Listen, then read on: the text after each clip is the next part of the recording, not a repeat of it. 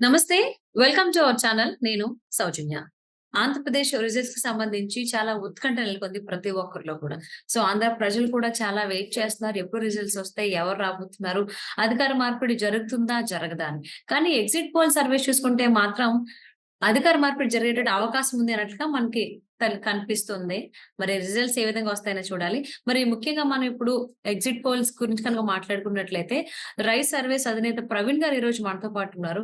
So, మరి ఆయన్ని అడిగి మరిన్ని విషయాలు తెలుసుకుందాం. నమస్తే ప్రవీణ్ గారు. నమస్తే అండి. సో, మీరిచ్చినటువంటి సర్వే ఎగ్జిట్ పోల్ సర్వే ప్రకారం మనం చూసుకున్నట్లయితే అలయన్స్ 113-122 అన్నారు. అండ్ వైఎస్ఆర్‌సీపీ అవును. అయితే 48-60. సో, ఇది అవును. దాని మీద అంటే ఏ అంశాలను మీరు చూసుకొని ఈ రిజల్ట్ ఇవ్వడం జరిగింది? అంటే యాక్చువల్‌గా మనం ప్రీ పోల్ కూడా చేసాం. ప్రీ పోల్ చేసినప్పుడు అలయన్స్‌కి ఇది క్లియర్ మ్యాండేట్ వచ్చింది. 108-120 ఇచ్చాం. తర్వాత పోస్ట్ పోల్‌లో కూడాను పెద్ద చేంజెస్ ఏమీ కనిపించలా. హ్మ్. 113-122 అండ్ వైఎస్ఆర్‌సీపీకి 48-60 ఇచ్చాం. అవును. రిమైనింగ్ అదర్స్ 0-1 వరకు ఉండొచ్చు. అంటే కాంగ్రెస్ లాంటి పార్టీలకి 1 వరకు వచ్చే అవకాశం ఉంటుంది. అది కూడా రాకపోవచ్చు. ఇక్కడేంటంటే ప్రధానంగా చాలామంది ఏమనుకున్నారంటే ఇది హంగొస్తుంది. తర్వాత టైట్ ఉంటుంది. చాలా అనుకున్నారు. కానీ పోలింగ్ సరళి ఒక్కసారి చూసిన తర్వాత హ్మ్. చాలా ఉవ్వెత్తునొచ్చారు. యాక్చువల్‌గా వేరే వేరే దేశాల నుంచి, ఇతర దేశాల నుంచి, ఇతర రాష్ట్రాల నుంచి పూణె అనండి, ముంబై అనండి, అదర్‌వైజ్ ఢిల్లీ అనండి, ఇక్కడి నుంచి హైదరాబాద్ నుంచి చాలా వరకు వచ్చారు. అవును. దానికి తోడు ఓటింగ్ పర్సెంటేజు బాగా పెరిగింది. ఓటింగ్ పర్సెంటేజ్ పెరిగితే పలానా పార్టీకి వీళ్ళు వేస్తారనేది మనం గట్టిగా చెప్పలేం. ఎందుకంటే గతంలో మారిన సందర్భాలు కూడా ఉన్నాయి. పోలింగ్ శాతం పెరిగినప్పుడు అదే ప్రభుత్వం వచ్చిన సందర్భాలున్నాయి వెస్ట్ బెంగాల్. హ్మ్. లేదు పోలింగ్ శాతం పెరిగినప్పుడు ప్రతిపక్ష పార్టీ కూడాను అధికారంలోకొచ్చే సందర్భాలు కూడా ఉన్నాయి. అందుకని కేవలం పోలింగ్ శాతంతో మనం చెప్పలేం గానీ, పోలింగ్ శాతం భారీగా పెరగటం, తర్వాత మనం ఆ పోలింగ్ సరళిని గమనించిన తర్వాత అగైన్ మనం పోస్ట్ పోల్ సర్వే కూడా చేసాం. పోస్ట్ హ్మ్. పోల్ 175 కాన్స్టిట్యుయెన్సీస్ కూడా పోస్ట్ పోల్ సర్వే చేసాం. నేరుగా మన టీమ్సే వెళ్ళాయి. వెళ్ళి మనం మొత్తం డేటా తీసుకొని అనలైజ్ చేసుకున్న తర్వాత ఈ రిజల్ట్స్ అనేది మనం ఇవ్వగలుగుతున్నాం యాక్చువల్లీ. సో, 113-122 అనేది ఖచ్చితంగా వస్తుందనేది రేపు రిజల్ట్ వస్తుంది. మీరు అక్కడే ఉంటారు. నేను ఇక్కడే ఉంటాను. సో, అవును. మీరు చూడొచ్చు. అంటే ఆహ్, మీరు ఆల్రెడీ ఇంతకు ముందు కూడా elections I mean like polling జరగకముందు కూడా ఇచ్చారు. అప్పటికి ఇప్పటికి చూసుకుంటే స్థానాలు పెరిగాయి. ఆల్‌మోస్ట్ అవును. 108 అని చెప్పారు ఫైనల్‌ది. ఇప్పుడు హ్మ్. 122 ఆల్‌మోస్ట్ చాలా హ్మ్. ఎక్కువ పెరగడం జరిగింది. సో, అంటే అంటే ఏ ఏ ల్యాండ్ కారణాలు ఇలా అయ్యేది ఓకే. ఓకే. హ్మ్. సారీ. ల్యాండ్ అయ్యేదేంటంటే 108-120 చెప్పాము. ఇప్పుడు హ్మ్. 112, 113. 113 అంటే 108-113 పెద్ద మార్జినే లేదు. ఒక 5 మాత్రమే పెరిగాయి. అవునవును. 122 అంటే అక్కడ 2 వరకే పెరిగాయి.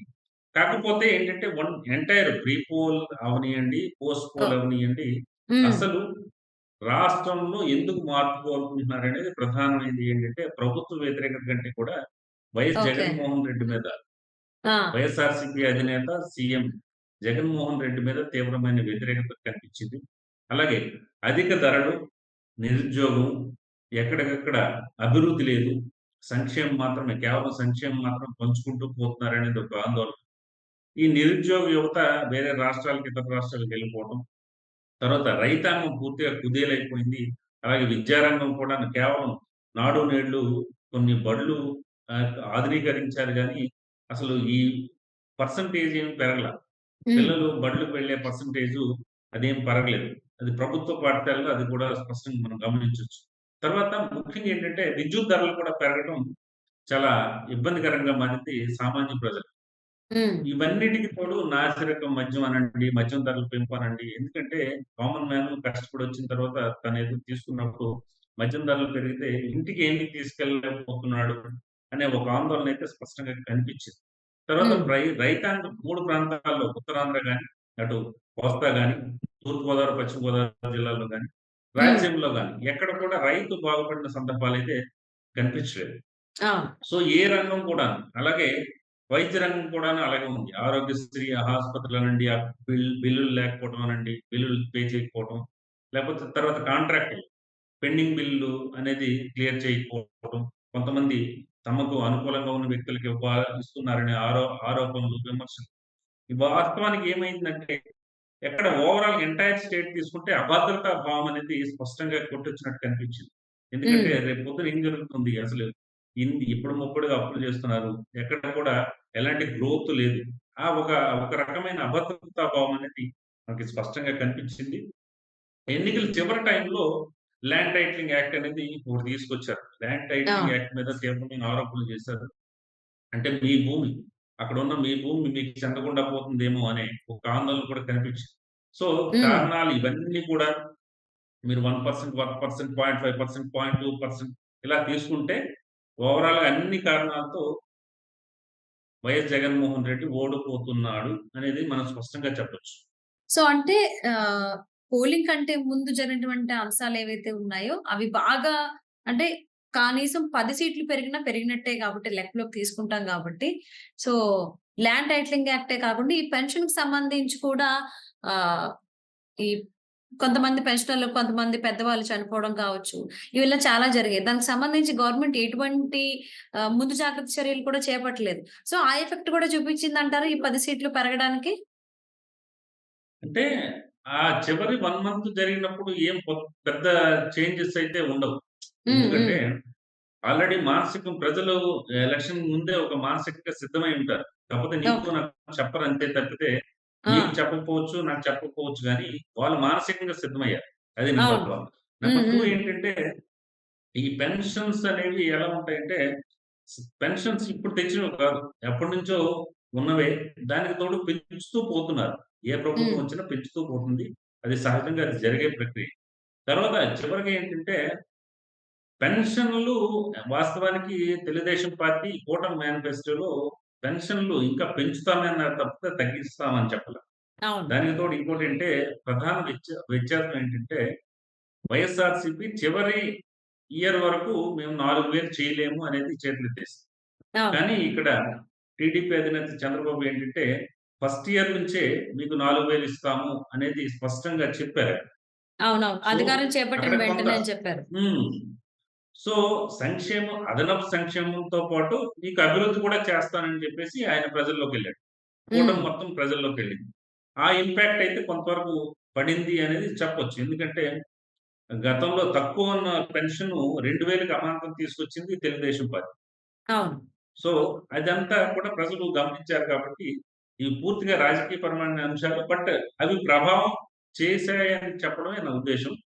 వాస్తవానికేంటంటే అవి కూడాను ఎఫెక్ట్ చూపించాయి. అదనపు సంక్షేమంతో పాటు అభివృద్ధి కూడా చేస్తామంటున్నారు కాబట్టి ఒక ఛాన్స్ ఇద్దామని కొంత ఎక్కువ ప్రజలు ఆశించి ఉండొచ్చు. ఓకే. సో, అంటే ఇప్పుడు ఏపీ ప్రజలందరూ కూడా సంక్షేమం కంటే కావాల్సింది అభివృద్ధి అనేటువంటి ఉద్దేశంతోనే కూటమి వైపు చూస్తున్నారు అనంటే మీరేమంటారు? అంటే 2 కావాలి. ఇప్పుడు ప్రజల్ని ఒకే ఘాటున కట్టడానికి లేదు. అందరిని హ్మ్. ఒక ఇంట్లోనే నలుగురుండేటప్పుడు నలుగురు మనస్తత్వాలు 4 రకాలుగా ఉంటాయి. అవును. ఒకరేంటంటే నాకు వస్తే చాలు, నాకు నెలకి ఏదో ఇస్తున్నారు అనేది ఒకరి పరిస్థితి.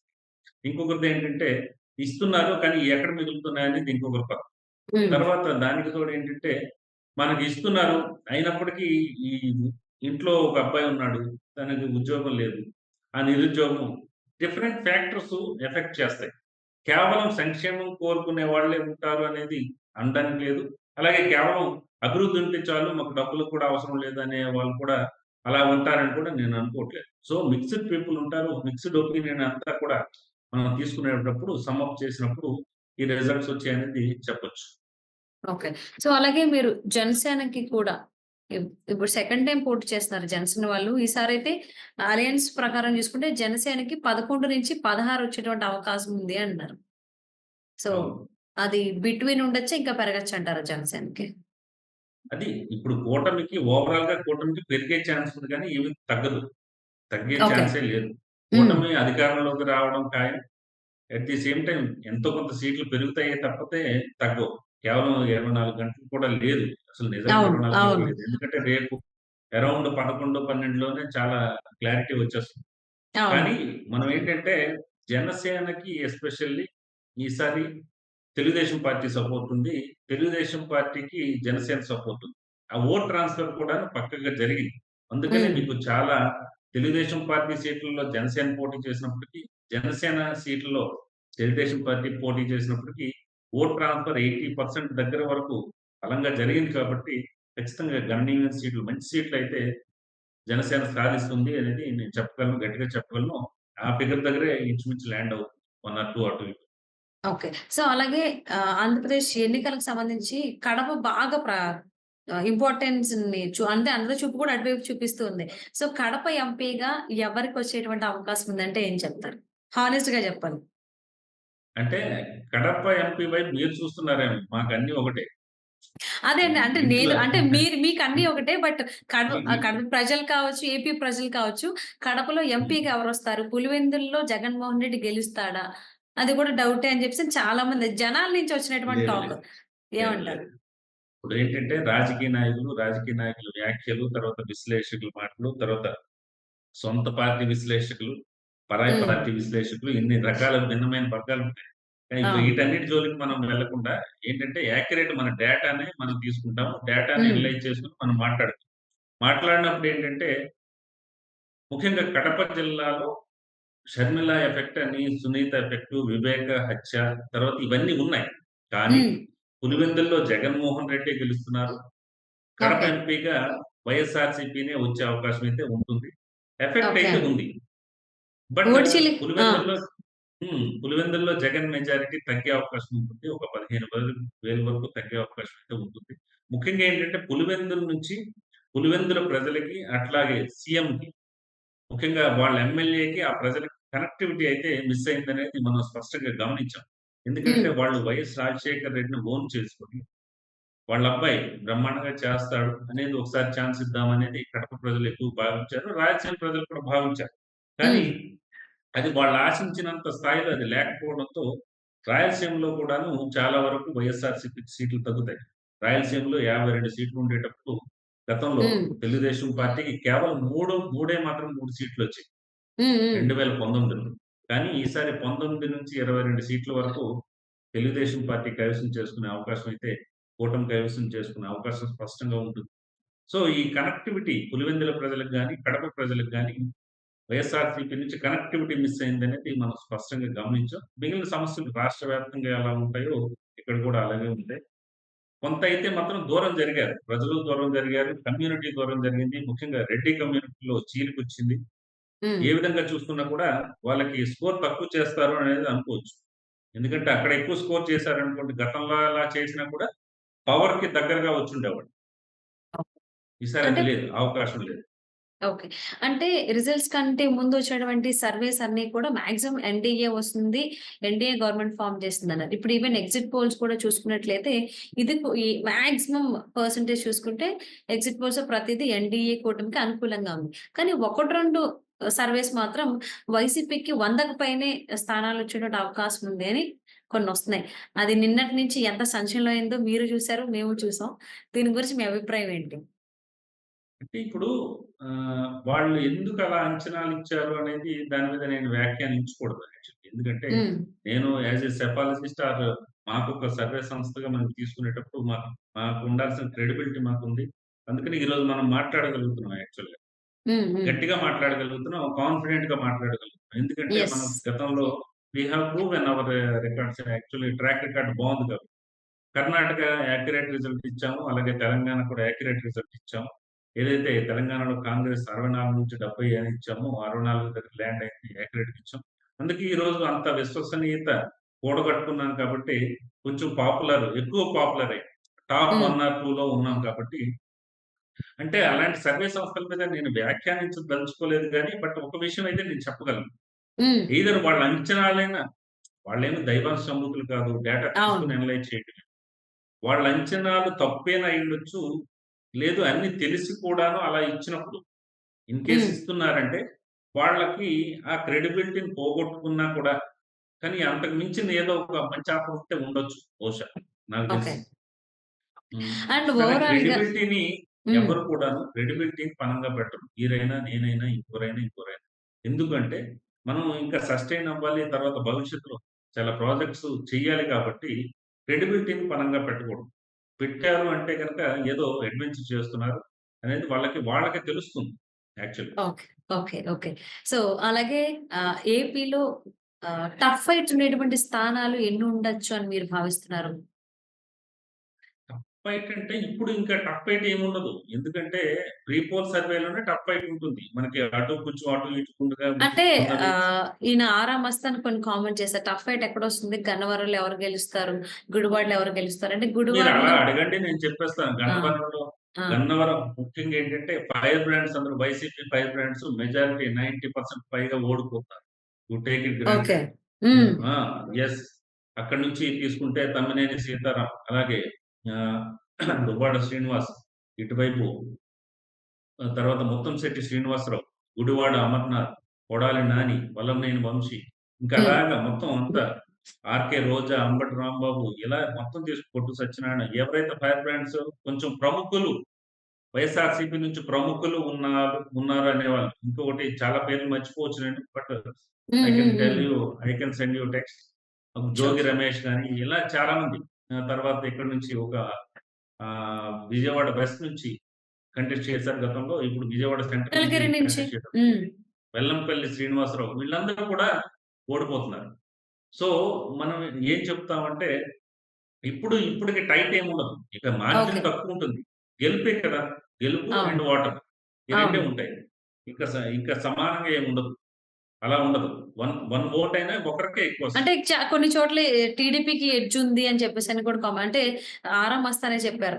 గుడివాడలో ఎవరు అనంటే మాక్సిమం ఎడ్జ్ అంతా అంటే టీడీపీకే ఇంకా ఉంది అని అతను చెప్పేసని. అతను డెసిషన్ తీసుకోలేనప్పుడు ఎడ్జ్ ఉందని చెప్పేసి సైలెంట్‌గా తప్పుకోవడం తప్పితే ఇంక ఆ! ఎడ్జ్‌లేముండవు. అంటే ఓకే. నేను అంచనా వేయలేకపోయినప్పుడు ఎడ్జ్ అని చెప్పేస్తా. ఓకే. ఇన్ కేస్ నేను మీకది చెప్పకూడదనుకునేటప్పుడు, హ్మ్. అదర్‌వైజ్ హ్మ్. నేను అంచనా వేయలేకపోయినప్పుడు ఓకే. నేను చెప్తా. ఎడ్జ్ అని చెప్తాను గానీ, సో వాస్తవానికి that is clear. Okay. So, ఓవరాల్‌గా వైసీపీ ఫైర్ బ్రాండ్స్ అందరూ కూడా చల్లబడేటటువంటిది అందరూ ఉంది కాదు ఈ ఎన్నికల్లో. మేజర్ 5 బ్రాండ్స్ ఓడిపోతాయి. మేజర్ ఫైర్ అందుకనే ఓన్లీ ఫైర్ బ్రాండ్స్ గురించే మాట్లాడాను వైసీపీకి సంబంధించి. సో, లెట్స్ సీ అండి. కొద్ది గంటల్లోనే మనకు మొత్తం రివీల్ అయిపోతుంది. Hope so. అనుకున్నట్టే ఎన్‌డీఏ కూటమి అధికారంలోకొస్తుంది. కేంద్రంలో రాష్ట్రాలను భావిద్దాం. Thank you so much Praveen గారు. థాంక్ యూ అండి.